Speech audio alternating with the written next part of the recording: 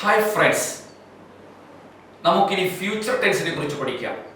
Future tense നാലായി തരംതിരിക്കാൻ പറ്റും.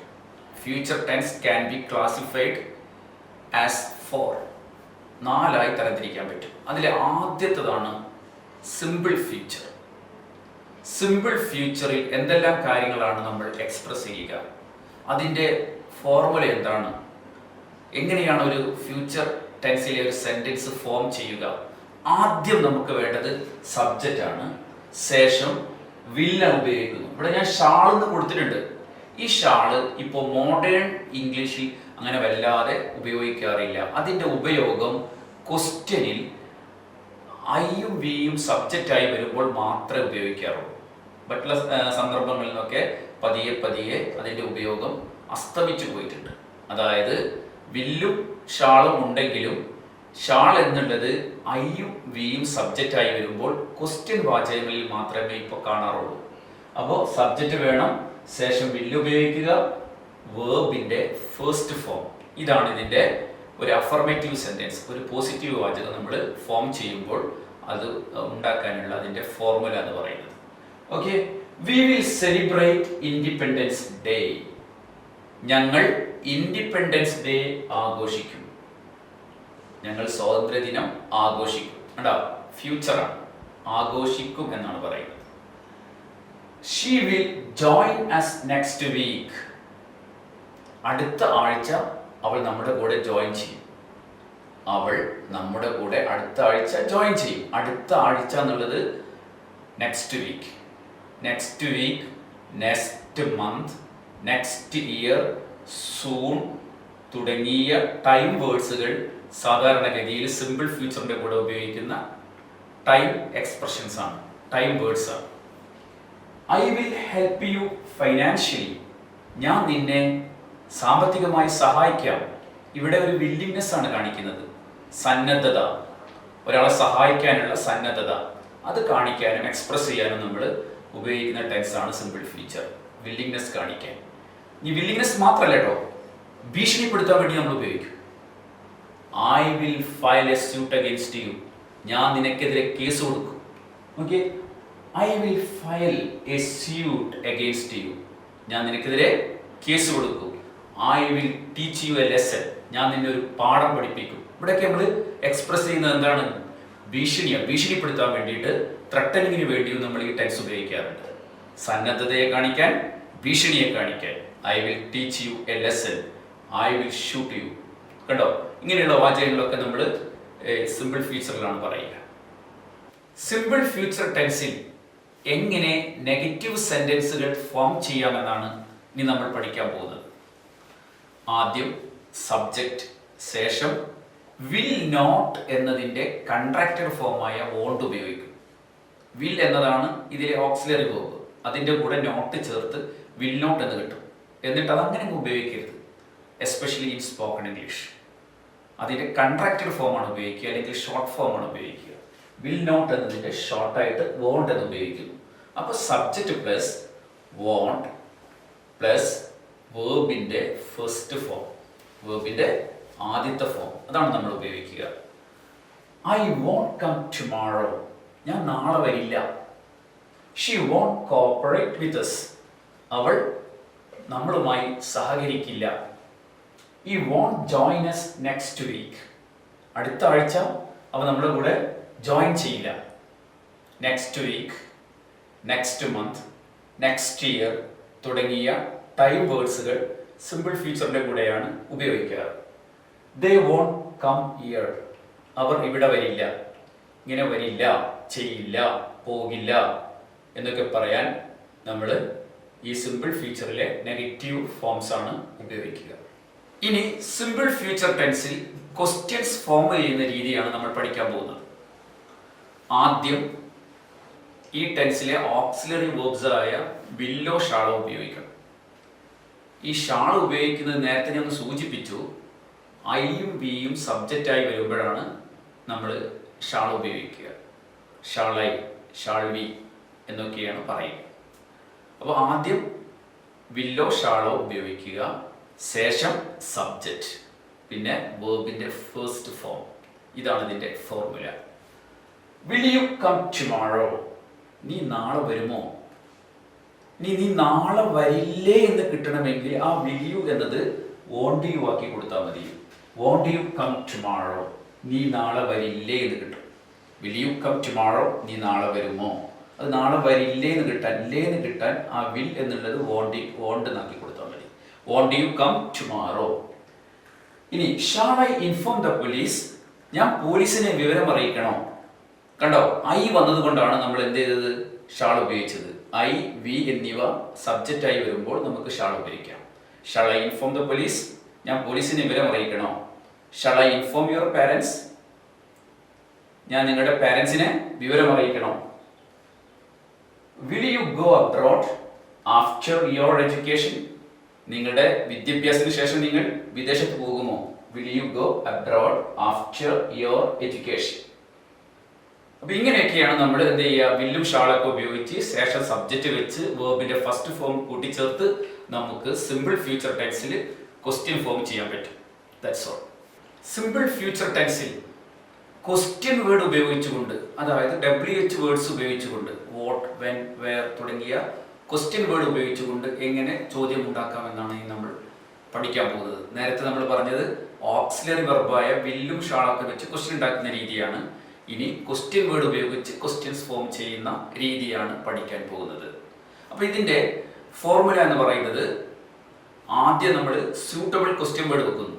ക്വസ്റ്റ്യൻ വേർഡ് പ്ലസ് വിൽ അല്ലെങ്കിൽ shall plus subject plus first form of the verb. ഇത്രയുമാണ് നമുക്ക് ക്വസ്റ്റ്യൻ വേർഡ് ഉപയോഗിച്ച് ക്വസ്റ്റ്യൻ ഉണ്ടാക്കാൻ വേണ്ട കാര്യങ്ങൾ. How will they come? നാളെ എങ്ങനെ അവർ വരിക? നാളെ ഹർത്താലല്ലേ. How will they come? Train ഉണ്ടല്ലോ, they will come by train. Okay, how will they come tomorrow? നാളെ അവരെങ്ങനെ വരും? They will come by train. അവർ ട്രെയിനിൽ വരും. Okay, where will you stay? അവർ എവിടെ സ്റ്റേ ചെയ്യും? അവരെവിടെ തങ്ങും? When will you come back from Goa? അവർ എന്നാണ് ഗോവയിൽ നിന്ന് മടങ്ങി വരിക? How will you manage them? നീ എങ്ങനെ അവരെ മാനേജ് ചെയ്യുക? They are very stubborn, they are very adamant. പിടിച്ച പിടിയാണ് അവർ, ഒരേ വാശിയാണ് അവർ, മർക്കടമുഷ്ടിക്കാരാണ്. How will they manage them? നീ എങ്ങനെ അവരെ മാനേജ് ചെയ്യും? കേട്ടോ, ഇങ്ങനെയൊക്കെ നമുക്ക് എന്ത് ചെയ്യാം? What, when, where, how much, how long, how far, ഇതൊക്കെ വെച്ച് ഇങ്ങനെയുള്ള ക്വസ്റ്റ്യൻ വേർഡ് വെച്ച് നമുക്ക് ക്വസ്റ്റ്യൻ ഉണ്ടാക്കാൻ കഴിയും. ഇവിടെ കുറച്ച് ഉദാഹരണങ്ങൾ എഴുതിയിട്ടുള്ളൂ. ഇനി മറ്റുള്ള ക്വസ്റ്റ്യൻ വേർഡ് ഉണ്ട്. How much, how much will you പേ? നീ എത്ര പേ ചെയ്യും? How far will you go? നീ എത്ര ദൂരം പോകും? ഇപ്പോ അമ്മനെ കബളിപ്പിച്ച് ഓടുകയാണ് ചെറിയ കുട്ടി. ഒരു വടിയും പിടിച്ചുകൊണ്ട് അമ്മ എന്ത് ചെയ്യാണ്? മകന്റെ പിന്നാലെ. അപ്പൊ അമ്മ പറയാം, നോക്കട്ടെ നീ എത്ര ദൂരം ഓടും, ഞാൻ ഒന്ന് കാണട്ടെ. എങ്ങനെ പറയും? How far will you run? എനിക്കൊന്ന് കാണണല്ലോ, നീ എത്ര ദൂരം ഓടും. കേട്ടോ, how far will you run? ഇങ്ങനെ ഹൗ ഫാർ ഉപയോഗിക്കാം, ഹൗ ലോങ് ഉപയോഗിക്കാം, ഹൗ മച്ച് ഉപയോഗിക്കാം, വെൻ ഉപയോഗിക്കാം, വേർ ഉപയോഗിക്കാം. ഇങ്ങനെയുള്ള ക്വസ്റ്റ്യൻ വേർഡ് ഉപയോഗിച്ച് ക്വസ്റ്റ്യൻ ഉണ്ടാക്കുന്ന രീതിയെക്കുറിച്ചാണ് ഇപ്പോൾ നിങ്ങൾ പഠിച്ചത്. ഹായ് ഫ്രണ്ട്സ്, ഫ്യൂച്ചർ കണ്ടിന്യൂസ് ടെൻസിനെ കുറിച്ചാണ് ഇനി നമ്മൾ പഠിക്കാൻ പോകുന്നത്. ഫ്യൂച്ചർ കണ്ടിന്യൂസ് ടെൻസിൽ നമുക്ക് എങ്ങനെ സെൻറ്റൻസുകൾ ഫോം ചെയ്യാം? ആദ്യം നമുക്ക് വേണ്ടത് സബ്ജക്റ്റ്, ശേഷം വില്ലിൻ്റെ കൂടെ ബി ചേർക്കുക. വിൽ ബി, ഷാൾ ബി അല്ലെങ്കിൽ വിൽ ബി. ഞാൻ പറഞ്ഞു ഷാൾ ബി ഇപ്പം അങ്ങനെ ഉപയോഗിക്കാറില്ല. ക്വസ്റ്റ്യനിൽ ഐയും വിയും വരുമ്പോഴാണ് ഈ മോഡേൺ ഇംഗ്ലീഷിലധികവും നമ്മൾ ഷാൾ ബി ഉപയോഗിക്കാറുള്ളത്. മറ്റുള്ള വാചകങ്ങളിലൊക്കെ നമ്മൾ വിൽ ബി തന്നെ ഉപയോഗിച്ച് പോകാറുണ്ട്. അപ്പോൾ സബ്ജക്റ്റ് പ്ലസ് വിൽ ബി അല്ലെങ്കിൽ shall be plus ING form of the verb എന്നുള്ളതാണ് ഇതിൻ്റെ ഫോർമുല. അഫർമേറ്റീവ് സെൻറ്റൻസ് നമുക്കറിയാലോ, സെൻറ്റൻസ് അഫർമേറ്റീവ് ഉണ്ട്, നെഗറ്റീവ് ഉണ്ട്, ക്വസ്റ്റ്യൻ ഉണ്ട് അല്ലേ? അപ്പോൾ പല രീതിയിലും വാചകങ്ങൾ നമുക്ക് തരംതിരിക്കാൻ പറ്റും. ഇൻട്രോഗേറ്റീവ് സെൻറ്റൻസ് എന്നൊക്കെ പറഞ്ഞ് നമുക്ക് എന്ത് ചെയ്യാൻ പറ്റും? വാചകങ്ങൾ തരംതിരിക്കാൻ പറ്റും. അപ്പോൾ അഫർമേറ്റീവ് സെൻറ്റൻസ്, ഈ അഫർമേറ്റീവ് സെൻറ്റൻസിൽ കാര്യമാണ് ആദ്യം പറയുന്നത്. സബ്ജക്റ്റ് വേണം, വിൽ ബി അല്ലെങ്കിൽ shall be plus ING form of the verb. കേട്ടോ, subject plus will be plus ING form of the verb.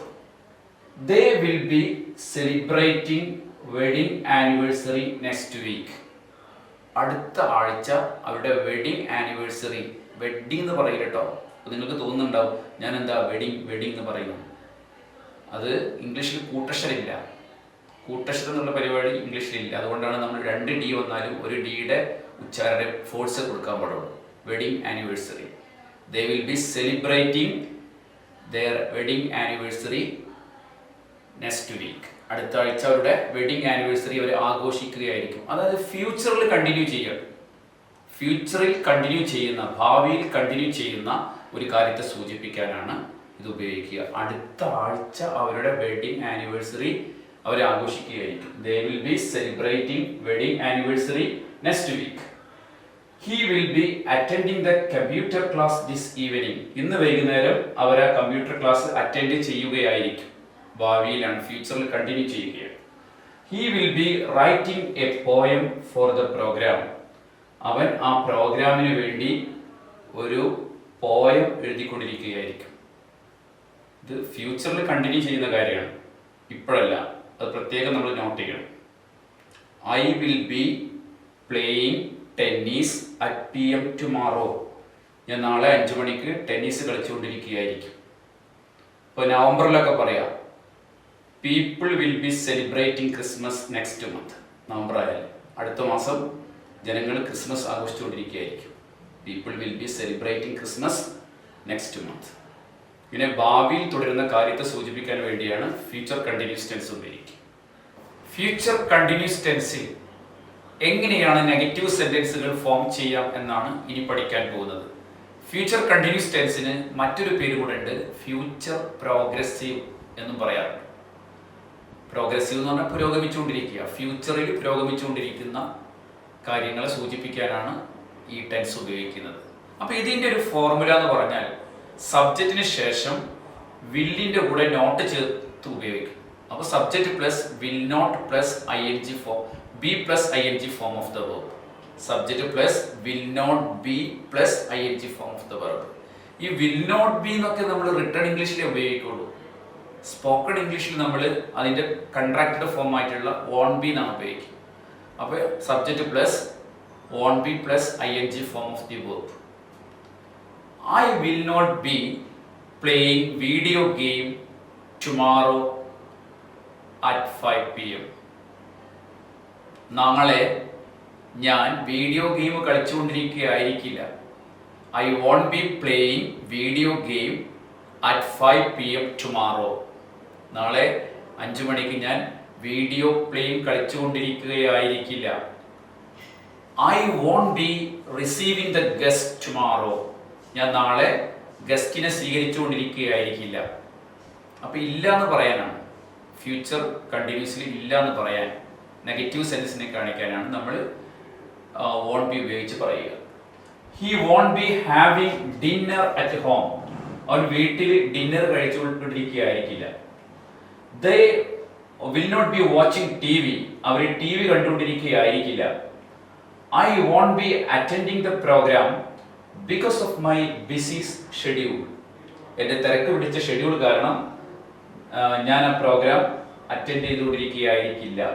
Okay, ഞാൻ പറഞ്ഞു ഈ വിൽ നോട്ട് ബി എന്നുള്ള പ്രയോഗം നമ്മൾ അധികം റിട്ടേൺ ഇംഗ്ലീഷിലാണ് ഉപയോഗിക്കുക. സംസാര ഭാഷയിൽ സ്പോക്കൺ ഇംഗ്ലീഷിൽ നമ്മൾ ഷോർട്ടാക്കിയിട്ട് വോൺ ബി എന്നാണ് ഉപയോഗിക്കുക.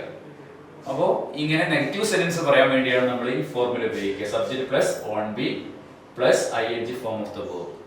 ഇതാണ് ഫ്യൂച്ചർ പ്രോഗ്രസീവ് അല്ലെങ്കിൽ ഫ്യൂച്ചർ കണ്ടിന്യൂസ് ടെൻസിൽ നെഗറ്റീവ് സെന്റൻസുകൾ ഫോം ചെയ്യാനുള്ള ഫോർമുല എന്ന് പറയുന്നത്.